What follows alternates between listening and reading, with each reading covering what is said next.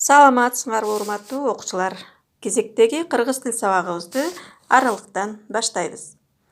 Бүгүнкү сабагыбыздын темасы көнүгүү иштөө. Биз өткөн сабакта силер менен сөз айкашы жөнүндө маалымат алганбыз. Мына ошол алган билимдерибизди бышыктоо максатында бүгүн көнүгүүлөрдү иштейбиз.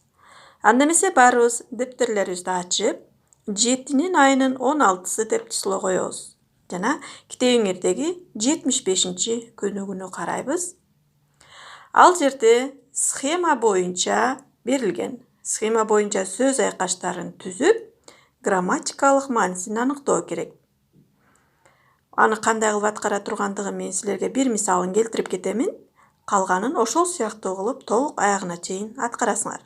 Мисалы, зататоч плюс этиш деп турат. Демек биз ошол сөз түркүмдөрүнүн ордуна сөздөрдү коюшубуз керек. Зататоч мектеп, мектепке, этиш баруу. Демек бул жерде мектепке баруу деген сөз айкашы пайда болду. Андан кийин сынаточ плюс бөлүкчө плюс этиш деп турат.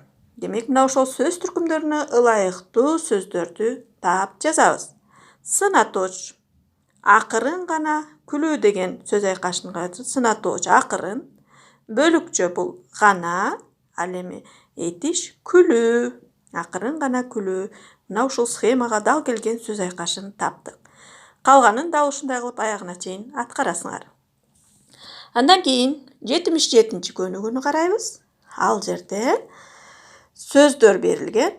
Мына ошол сөздөрдөн сөз айкаштарын түзөбүз. Сөз айкаштарын түзгөндө дагы атооштук жана этиштик сөз айкашын түзөбүз. Мисал үчүн, биринчи бул жерде үй деген сөз турат.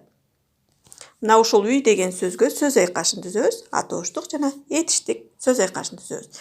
Мен силерге бир мисалын келтирип кетейин. Мисалы, жаңы үй, 3 кабат үй. Бул жерде негизги сөз үй деген сөз болот. Үй бул багындыруучу түгөй болот. Эгерде багындыруучу түгөйү атоош сөздөрдөн болсо, анда бул атооштук сөз айкашы болот деп биз окуп үйрөнгөнбүз, Андан кийин этиштик сөз айкашына түзөбүз. Үйгө кайтуу, үй куруу. Демек бул жерде куруу жана кайтуу деген сөздөр, булар негизги сөздөр. Ушул негизги сөздөр бул багындыруучу сөз. Багындыруучу сөзү этиштен турса, анда бул этиштик сөз айкашы болот деп биз билебиз, Демек, биз үй деген сөзгө атооштук жана этиштик сөз айкашын түзүп алдык. Демек, балдар, силерге түшүнүктүү болгон болсо, ушул калгандарын толук аягына чейин аткарып, сүрөткө тартып жөнөтөсүңөр. Анда эмесе үйгө тапшырма. Мен силерге бир топ суроолорду беремин.